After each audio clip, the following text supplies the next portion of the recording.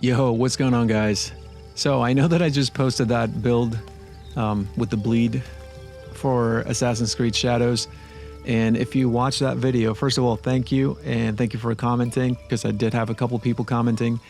But if you watched it, you probably already saw that I had the perfect version of the build in mind already. I just couldn't find the items that I was looking for due to RNG, but I finally was able to find them within the last couple of days. And it's crazy. It's crazy because it's the perfect build. I was actually able to shift a few things around that I hadn't considered, and I kind of just figured out in the last couple of days, and it's even better than I thought it could be. So at this point, I don't know if there's any other bleed build that can be better, because I mean, bleed plus crit is a really good source of damage. I mean, for this specific, I know that there's really good builds out there for other types of damage, but for bleed, I don't think I've seen anything that even comes close to this. But if you find anything that's better, please let me know, because I've been really focused on trying to find the perfect bleed build for Naoe in this game, because I've been having a blast, like I said before. And let's just get to it, because I am actually super stoked to share it with you guys. So finally found the elusive Tanto that does bleed damage and has the 30% plus 30% critical chance when hitting vulnerable enemies. And this gives us we're putting the afflicted enemies are vulnerable from the Yukimitsu's Revenge Tanto. And this basically means that with the speed of, the consecutive hits from the Tanto, we're proccing, and then with all the bleed buildup that we have on the build, we're proccing the vulnerable state all the time. And so it's kind of crazy to see enemies just get stun locked with bleed and then vulnerable damage, and then they get stunned, and then again and again. So it's pretty fun to see it happen. Then we have the katana that I was looking for. Again, within the last couple of days, I was farming those gear vendors, different places. I just got lucky randomly, within the last couple of days. And I found the bleed katana that has 30% critical chance when hitting vulnerable enemies. And if you didn't watch my first video, there's a lot of detail, and I kind of explain a little bit more in depth why I came up with this, how I came up with this build, and why I chose the items that I did. And like I said, the game is still fairly new, so it's possible that there's items that we don't know about, but so far I don't think I haven't seen anything that even comes close. So I put the plus 24% damage when hitting vulnerable enemies. So we're actually leaning onto 4 sources of damage, basically it is, first of all, crit damage, then bleed, then vulnerable damage, and then we're also, what was the fourth one? Oh yeah, consecutive hits. So those are the main things that we're trying to get as much of to happen, so that we can see those big chunks of HP come off enemies' health bars. And so the headpiece I already had is a plus 30% critical chance when hitting vulnerable enemies. And then it's basically the same as the katana, plus 24%. We're stacking those up and seeing the results. It's pretty fun. Plus 24% damage when hitting vulnerable enemies. And this is the new thing that I added to the build that I hadn't even considered before. And it's because of a realization that I had within the last couple of days. I remember seeing this video of a guy that was using his tools, and he was using kunai and shuriken, and then the icons had blood around them. And so I was like, how is he getting them to have bleed? Because like my icons did not look like that. And I did find an engraving that said it's for, I think it's for headpieces and maybe, or also armor, or maybe the other way around. But it says all tool damage is bleed, or all tool affliction is bleed.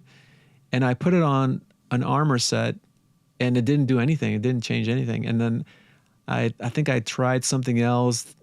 But what happens is, as you can see, this one has a very sneaky stat called tool bleed buildup. And that's what's going to make your If you see that on any piece of gear, that's what's going to make, especially armor. I think it's only for armor. It's going to give you that affliction that it says for your tools.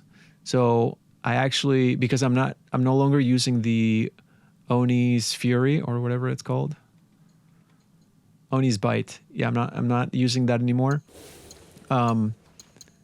I switched to using this because it has the same engraving that I was using before, which is I just put that spread affliction buildup on afflicted enemy kill.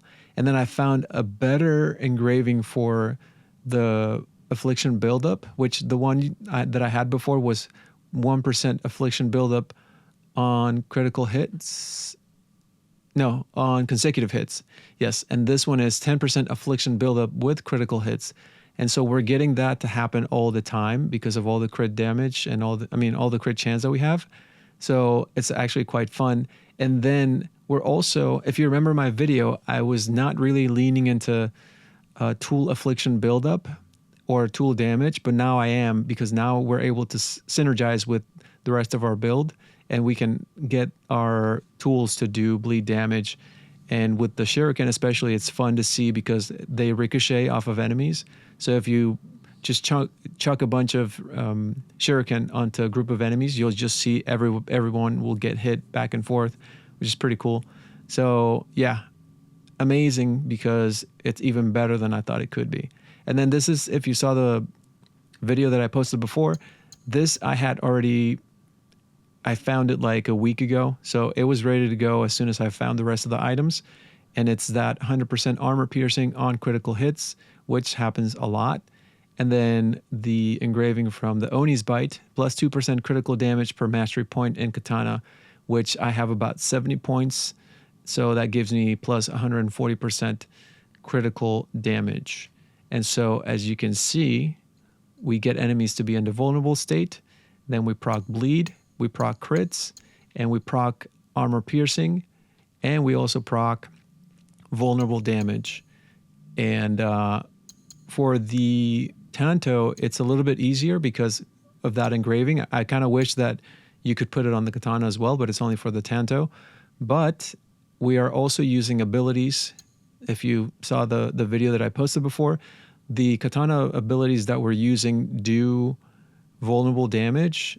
So we're also, one of the things that I recommended for people to unlock was the highest tier of the deflect, because that lets you deflect red attacks, the unblockable attacks. And so we're also able to put the enemies in a vulnerable state when that happens. So yeah, as you can see, between the headpiece and each weapon, we have 60% every time we're using them, 60% chance when they proc the vulnerable state.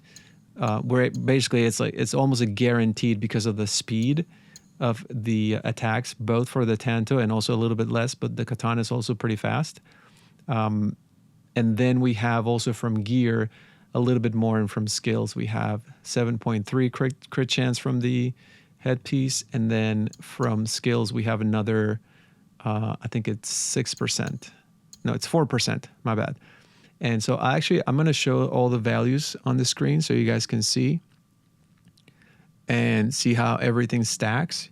You see all that DPS, all the ability damage that I have, crit damage, vulnerable damage, and adrenaline gain. And then also all the engravings, how they stack. And then all the skills that we have unlocked for you guys to see, all the relevant ones. And there's one that I unlocked just because I had the points, but it's the last one, increased damage during the night, which you don't have to unlock that one, but it's just, I mean, if you have the points, might as well, because it's fun to play. Actually, it's my preferred time to play. It's I usually just, when I do combat, I try to do it at night, and then during the day, I'll just do exploration and stuff. I mean, of course, I still do combat during the day, but it's more fun for me at night because of the whole shinobi thing. But yeah, so that is the build. Again, thank you guys for watching. I never ask anybody to share my videos, like kind of if you want to, but like I feel like this is actually good enough, and the game is new enough that I feel pretty confident saying that if you know anybody that enjoys bleed and crit damage and has been looking for a good build, recommend this one to them, because if it were me, I would freak out. Like, I'm so stoked about this build. You guys have no idea. Anyway, I'm going to show you the a clip that I made. It's just a short clip. It's not as long as the one that I made for the other one, but this one I actually had to make it. I had to edit it a little bit because the guy that I was fighting, this mini boss, and he was dying too fast, so I had to fight him a few times to make clips that were longer for the track that I chose to play in the background. So yeah, thank you guys again for watching, and I'll catch you next time.